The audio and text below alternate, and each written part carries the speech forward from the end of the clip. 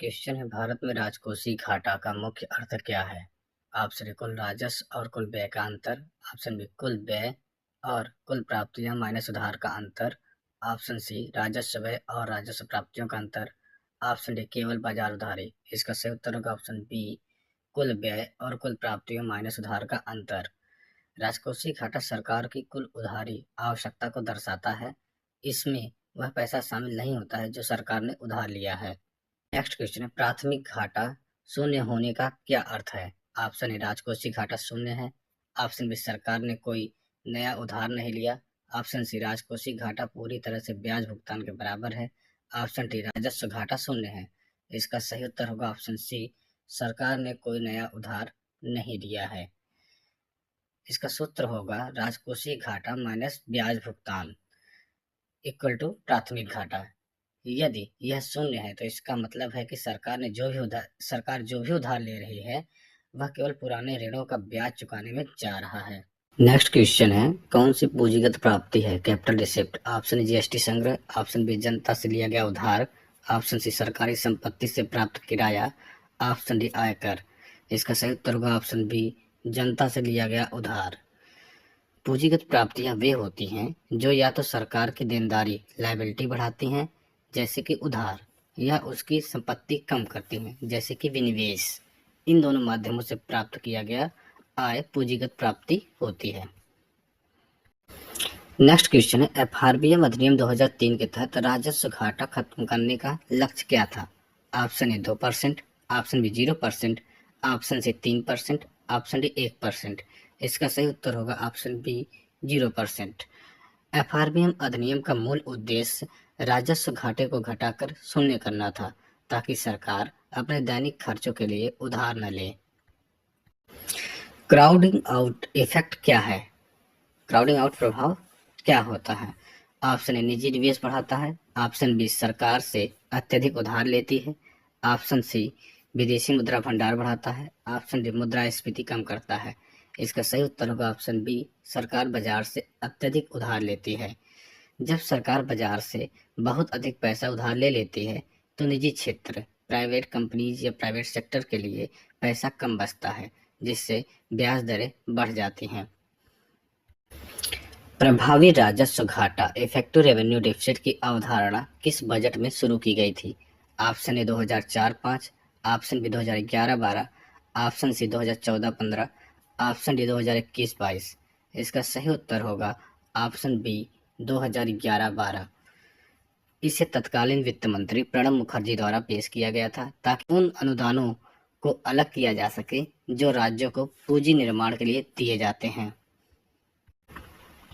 Next question है, यदि राजकोषीय घाटा बढ़ता है तो इसका सीधा असर किस पर पड़ेगा?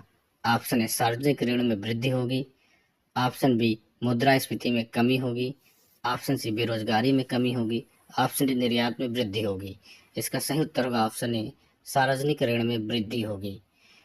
घाटे को पूरा करने के लिए सरकार उधार लेती है जिससे देश पर कुल कर्ज बढ़ता जाता है। एनके सिंह समिति 2016 ने केंद्र के लिए ऋण से जीडीपी अनुपात का लक्ष्य क्या रखा था? डेब्ट टू जीडीपी रेशियो क्या रखा था? Option A 60%, option A 40, option B 40%, option C 20%, option D 50%। इसका सही उत्तर होगा ऑप्शन बी 40%। समिति ने सुझाव दिया था कि केंद्र का कर्ज 40% और राज्यों का 20%, कुल 60% होना चाहिए। नेक्स्ट क्वेश्चन, इसमें से कौन गैर कर राजस्व का उदाहरण है, नॉन टैक्स रेवेन्यू का उदाहरण है? ऑप्शन ए सीमा शुल्क, ऑप्शन बी सार्वजनिक क्षेत्र के उपक्रमों का लाभांश, ऑप्शन सी निगम कर, ऑप्शन डी संपत्ति कर। इसका सही उत्तर होगा ऑप्शन बी सार्वजनिक क्षेत्र के उपक्रमों का लाभांश। करों के अलावा सरकार को मिलने वाली आय जैसे ब्याज, लाभांश और फीस गैर कर राजस्व कहलाती हैं। नेक्स्ट क्वेश्चन है, घाटे की वित्त व्यवस्था से डेफिसिट फाइनेंसिंग जिसको बोलते हैं अर्थव्यवस्था में क्या बढ़ता है? ऑप्शन ए तरलता, ऑप्शन बी मंदी, ऑप्शन सी गरीबी, ऑप्शन डी निर्यात। इसका सही उत्तर होगा ऑप्शन बी तरलता, लिक्विडिटी। नए नोट छापने या उधार लेने से बाजार में मुद्रा की मात्रा बढ़ जाती है। नेक्स्ट क्वेश्चन है, रक्षा क्षेत्र में सैनिकों का वेतन किस श्रेणी में आता है? ऑप्शन ए पूंजीगत व्यय, ऑप्शन बी राजस्व व्यय, ऑप्शन सी विकासात्मक व्यय, ऑप्शन डी कोई नहीं। इसका सही उत्तर होगा ऑप्शन बी राजस्व व्यय। वेतन और पेंशन से किसी भौतिक संपत्ति का निर्माण नहीं होता है, इसलिए यह राजस्व व्यय के अंतर्गत आता है। क्योंकि पूंजीगत व्यय में किसी प्रकार का फिजिकल भौतिक संपत्ति का निर्माण होना चाहिए। नेक्स्ट क्वेश्चन है राजकोषीय समेकन फिस्कल कंसोलिडेशन का अर्थ क्या है? ऑप्शन ए टैक्स बढ़ाना, ऑप्शन बी घाटे को चरणबद्ध तरीके से कम करना, ऑप्शन सी विदेशी ऋण लेना, ऑप्शन डी सरकारी बैंकों का विलय। इसका सही उत्तर होगा ऑप्शन बी घाटे को चरणबद्ध तरीके से कम करना। यह ऐसी नीतियां हैं जिनका उद्देश्य राजकोषीय घाटे और ऋण को स्वस्थ स्तर पर लाना है। नेक्स्ट क्वेश्चन है बजट शब्द का उल्लेख संविधान के किस अनुच्छेद के तहत किया गया है? Option A 110, option B 112, option C 123, option D उल्लेख नहीं है। इसका सही उत्तर होगा ऑप्शन डी उल्लेख नहीं है। संविधान में बजट शब्द नहीं है, इसकी जगह वार्षिक वित्तीय विवरण का उपयोग किया गया है जो अनुच्छेद 112 में किया गया है। नेक्स्ट क्वेश्चन भारत में राजकोषीय वर्ष कब से कब तक होता है? ऑप्शन ए 1 जनवरी से 31 दिसंबर तक, ऑप्शन बी 1 जुलाई से 30 जून तक, ऑप्शन सी 1 अप्रैल से 31 मार्च तक, ऑप्शन डी 1 मई से 30 अप्रैल तक। इसका सही उत्तर होगा ऑप्शन सी 1 अप्रैल से 31 मार्च तक। नेक्स्ट क्वेश्चन है सब्सिडी को क्या माना जाता है? जैसे खाद और भोजन पर, तो ऑप्शन ए है पूंजीगत व्यय, ऑप्शन बी राजस्व व्यय, ऑप्शन सी निवेश, ऑप्शन डी इनमें से कोई नहीं। इसका सही उत्तर होगा ऑप्शन बी राजस्व व्यय। सब्सिडी को राजस्व व्यय के अंतर्गत रखा जाता है। निम्नलिखित में से कौन सा प्रत्यक्ष कर के अंतर्गत आता है? Option A GST, option B उत्पाद शुल्क, option C corporate tax, option D सेवा कर। इसका सही उत्तर होगा ऑप्शन सी कॉर्पोरेट टैक्स। यह कंपनियों के शुद्ध लाभ पर लगाया जाता है और सीधे सरकार को दिया जाता है। नेक्स्ट क्वेश्चन है राजकोषीय खिंचाव फिस्कल ड्रैग का परिणाम क्या होता है? ऑप्शन ए कर राजस्व में वृद्धि, ऑप्शन बी कर राजस्व में कमी, ऑप्शन सी अर्थव्यवस्था में तेजी, ऑप्शन डी इनमें से कोई नहीं। इसका सही उत्तर होगा ऑप्शन ए कर राजस्व में वृद्धि। नेक्स्ट क्वेश्चन विनिवेश की प्रक्रिया का मुख्य उद्देश्य क्या है? ऑप्शन ए राजस्व घाटा कम करना, ऑप्शन बी पूंजी जुटाना और सरकारी हस्तक्षेप कम करना, ऑप्शन सी निर्यात बढ़ाना, ऑप्शन डी बेरोजगारी दूर करना। इसका सही उत्तर होगा ऑप्शन बी पूंजी जुटाना और सरकारी हस्तक्षेप को कम करना। नेक्स्ट क्वेश्चन है आकस्मिकता निधि कंटिजेंसी फंड किसके नियंत्रण में होती है? ऑप्शन ए संसद के, ऑप्शन बी राष्ट्रपति, ऑप्शन सी वित्त मंत्री, ऑप्शन डी प्रधानमंत्री। इसका सही उत्तर होगा ऑप्शन बी राष्ट्रपति। राष्ट्रपति की ओर से इसे वित्त सचिव संचालित करते हैं। जेंडर बस्टिंग पहली बार किस वर्ष पेश की गई थी? ऑप्शन ए 2005 है, option B 2001-2, option C 2010-11, option D 1991-92। इसका सही उत्तर होगा ऑप्शन ए 2005 और 6। नेक्स्ट क्वेश्चन है शून्य आधारित बजट जीरो बेस्ड बजटिंग का अर्थ क्या है? ऑप्शन ए बजट में कोई घाटा न होना, ऑप्शन बी हर बार नए सिरे से बजट तैयार करना, ऑप्शन सी केवल रक्षा व्यय पर ध्यान देना, ऑप्शन डी पिछले घाटे को भूल जाना। इसका सही उत्तर होगा ऑप्शन बी हर बार नए सिरे से बजट तैयार करना। इसमें पिछले वर्ष के खर्चों को आधार नहीं माना जाता, बल्कि हर विभाग को अपने हर खर्च का नए सिरे से औचित्य सिद्ध करना होता है। भारत में इसे 1987 में अपनाया गया था। नेक्स्ट क्वेश्चन है निम्नलिखित में से कौन सा पूंजीगत व्यय का उदाहरण है कैपिटल एक्सपेंडिचर का? ऑप्शन है ऋण पर ब्याज भुगतान, ऑप्शन बी सरकारी स्कूलों में शिक्षकों का वेतन, ऑप्शन सी नए राष्ट्रीय राजमार्ग का निर्माण, ऑप्शन डी उर्वरक सब्सिडी। इसका सही उत्तर होगा ऑप्शन सी नए राष्ट्रीय राजमार्ग का निर्माण। जिस खर्च से कोई भौतिक संपत्ति बनती है या जिससे सरकार की देनदारी कम होती है वह पूंजीगत व्यय कहलाता है। नेक्स्ट क्वेश्चन राजकोषीय नीति का प्रतिचक्रीय होने का क्या अर्थ है? Counter cyclical. ऑप्शन ए मंदी के दौरान खर्च कम करना, ऑप्शन बी मंदी के दौरान खर्च बढ़ाना और कर कम करना, ऑप्शन सी तेजी के दौरान खर्च बढ़ाना, ऑप्शन डी हमेशा बजट घाटे को 3% पर रखना। इसका सही उत्तर होगा ऑप्शन बी मंदी के दौरान खर्च बढ़ाना और कर कम करना। जब अर्थव्यवस्था मंदी में होती है तो सरकार मांग बढ़ाने के लिए अधिक खर्च करती है। इसे प्रतिचक्रीय नीति कहते हैं। नेक्स्ट क्वेश्चन, लाफर वक्र, लाफर कर्व किसके बीच संबंध दर्शाता है? ऑप्शन ए कर की दर और कर का राजस्व, ऑप्शन बी मुद्रास्फीति और बेरोजगारी, ऑप्शन सी राजकोषीय घाटा और जीडीपी, ऑप्शन डी आयात और निर्यात। इसका सही उत्तर होगा ऑप्शन ए कर की दर और कर राजस्व। यह वक्र बताता है कि एक निश्चित बिंदु के बाद यदि कर की दर बढ़ाई जाती है तो लोग काम करना कम कर देते हैं, कर चोरी बढ़ जाती है, जिससे कुल कर राजस्व घटने लगता है। राजकोषीय प्रोत्साहन क्या होता है? Fiscal stimulus.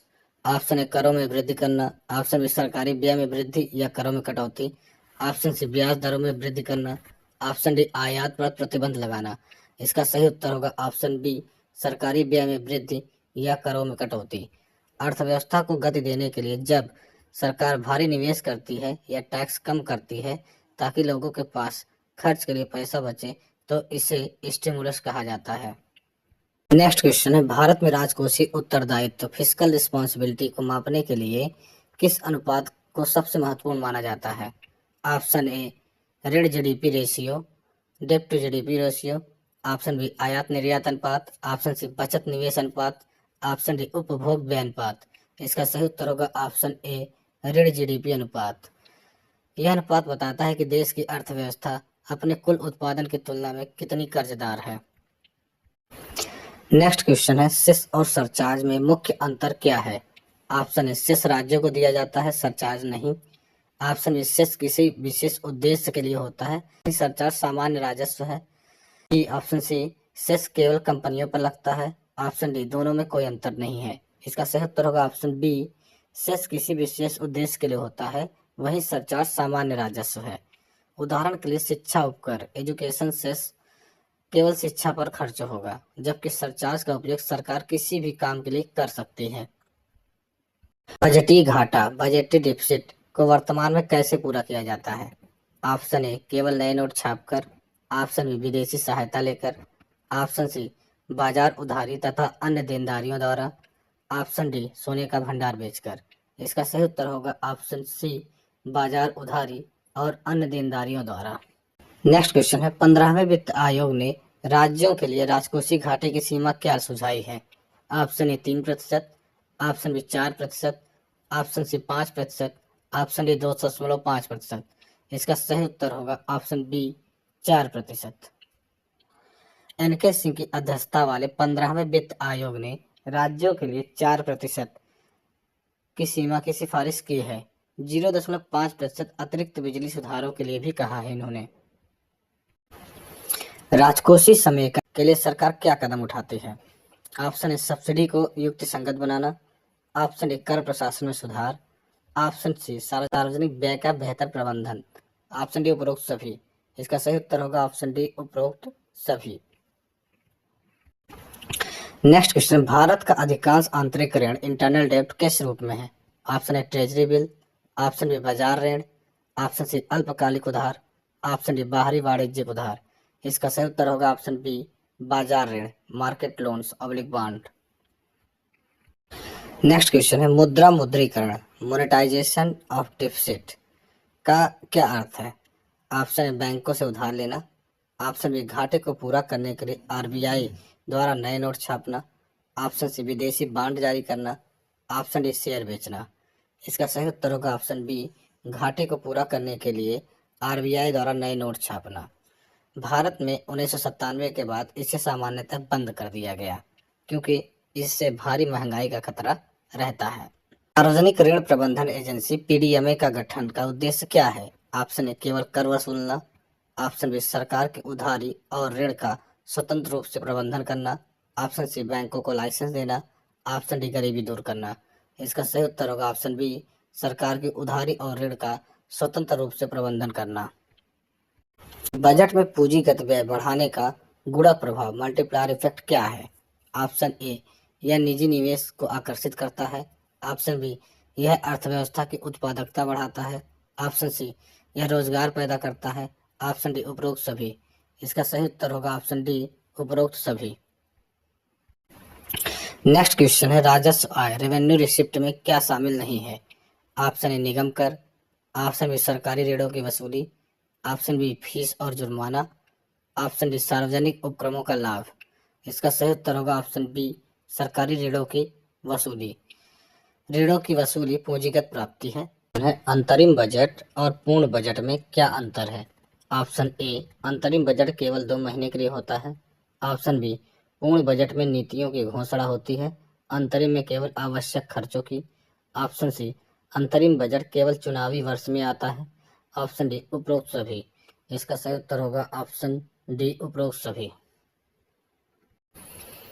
Next question, Bharat सरकार की संचित निधि कंसोलिडेटेड फंड से धन निकालने के लिए किसकी अनुमति आवश्यक होती है? ऑप्शन ए, राष्ट्रपति की, ऑप्शन बी, भारत के संसद की, ऑप्शन सी, भारत के मुख्य न्यायाधीश की, ऑप्शन डी, वित्त मंत्री की। इसका सही उत्तर होगा ऑप्शन बी, भारत की संसद की। इसके लिए एक विनियोग विधेयक एप्रोप्रिएशन बिल पास करना पड़ता है, जो राष्ट्रपति की सहमति से ही रखा जाता है, जो भारत की संसद में होता है। लोक लेखा पब्लिक अकाउंट के अंतर्गत कौन सा धन आता है? ऑप्शन ए, टैक्स से प्राप्त धन, ऑप्शन बी, पीएफ और छोटी बचत योजनाओं का धन, ऑप्शन सी, विदेशी ऋण, ऑप्शन डी, सीमा शुल्क। इसका सही उत्तर होगा ऑप्शन बी, पीएफ और छोटी बचत योजनाओं का धन, जैसे किसान विकास पत्र हो गया। नेक्स्ट क्वेश्चन है, निम्नलिखित में से कौन सा घाटा सबसे व्यापक है? ऑप्शन ए, राजस्व घाटा, ऑप्शन बी, प्राथमिक घाटा, ऑप्शन सी, राजकोषीय घाटा, ऑप्शन डी, बजटीय घाटा। इसका सही उत्तर होगा ऑप्शन सी, राजकोषीय घाटा।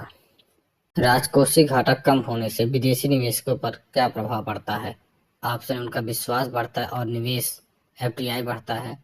ऑप्शन बी, वे निवेश वापस ले लेते हैं। ऑप्शन सी, कोई प्रभाव नहीं पड़ता।